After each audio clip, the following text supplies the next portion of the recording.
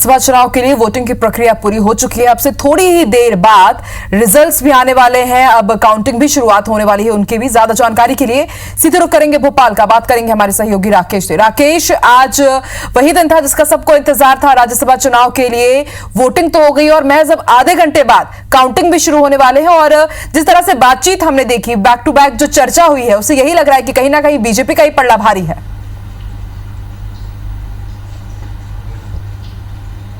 देखिए, बिल्कुल ठीक 5 बजते ही काउंटिंग शुरू हो जाएगी और जैसा कि जो सीटों का गणित है उस गणित को समझा जाए तो साफ तौर पर कह सकते हैं बीजेपी के जो दोनों प्रत्याशी हैं वो राज्यसभा जाएंगे। इसके साथ ही कांग्रेस के खाते में एक सीट आने वाली है और वो एक सीट जो है दिग्विजय सिंह हो सकते हैं। अब तक का जो आकलन निकल कर सामने आया है वो यही है।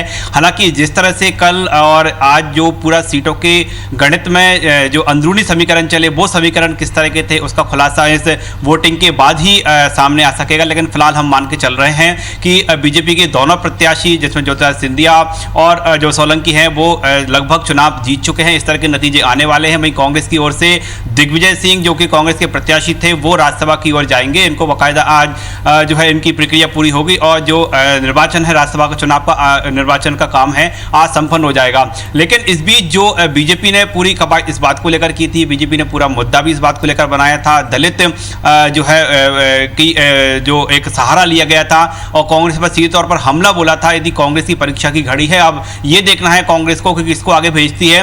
तो ये साफ तौर पर ये प्रयास जरूर किए गए थे, लेकिन जो अब तक समीकरण समझ में आए हैं, चाहे हम कांग्रेस की बात करें, बीजेपी की बात करें, जो उनके पदाधिकारियों से, उनके नेताओं से अब तक जो चर्चा हुई है उसमें ये बात निकलकर हम कह सकते हैं कि कांग्रेस से दिग्विजय सिंह ही वो चेहरा है जो कि राज्यसभा के लिए जाएंगे और बाकायदा पहले नंबर पर दिग्विजय सिंह का नाम था पार्टी की ओर से। लेकिन कहीं ना कहीं बीजेपी ने इस बात के जरूर प्रयास किए गए थे कि बरैया को जो है आगे बढ़ाया जाए और बरैया के लिए लामबंदी करने का प्रयास बीजेपी ने किया है। लेकिन बीजेपी फिलहाल इसमें सफल नहीं हो सकी है क्योंकि जो कांग्रेस की ओर से भी तैयारी की गई थी और सीधे तौर पर पूर्व सीएम कमलनाथ इस पूरी कहें तो चुनाव की रणनीति को संभाले हुए थे। तो यह माना जा रहा है कि अब जो नतीजे आने वाले हैं उसमें 3 चेहरे लगभग साफ हो चुके हैं, तस्वीर लगभग साफ हो चुकी है।